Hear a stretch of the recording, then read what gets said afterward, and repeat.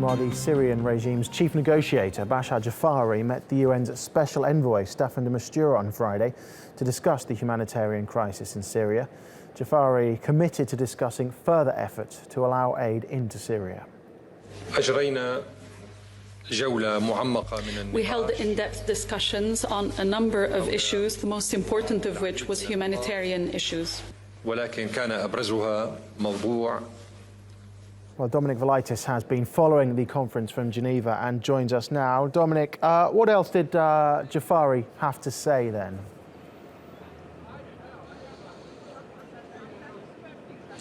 Yeah, that's right. He's just wrapped up briefing journalists just a very short while ago. He gave a bit of a humanitarian update in terms of, what the situation is in terms of the humanitarian access on the ground in Syria at the moment. He said that according to the most recent figures the government had, they sent out 219 relief trucks, which reached 42 hotspots. And that's in addition, he said, to the 65 relief trucks that the government sent out yesterday. Now, in terms of the latest figures, he also said that there are currently 6.5 million IDPs, 6.5 million internally displaced persons currently inside Syria. 90% of them, he said, lived in government-controlled areas, and he made the claim that all of them have since received humanitarian aid. Now, after he spoke a little bit about the humanitarian situation on the ground, he then went on to fire a bit of a shot across the bow of the international community generally, and Turkey specifically. He accused Turkey of supporting terrorism in Syria, of facilitating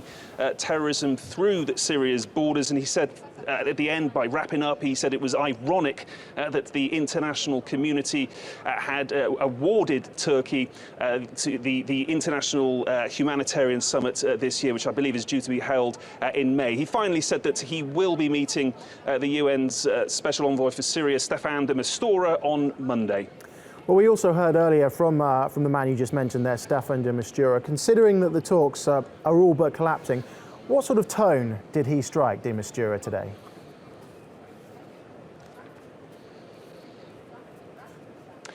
Well, we haven't specifically heard from Stephan de Mistura today. He was actually giving an interview to Swiss television last night, and he exposed what was really a very shocking figure. Now, according to him, he says that some 400,000 people have now been killed in Syria since this conflict began 5 years ago. And when you break those figures down, it is truly shocking. That amounts to 80,000 people killed a year, more than 6,500 a month, 1,600 a week.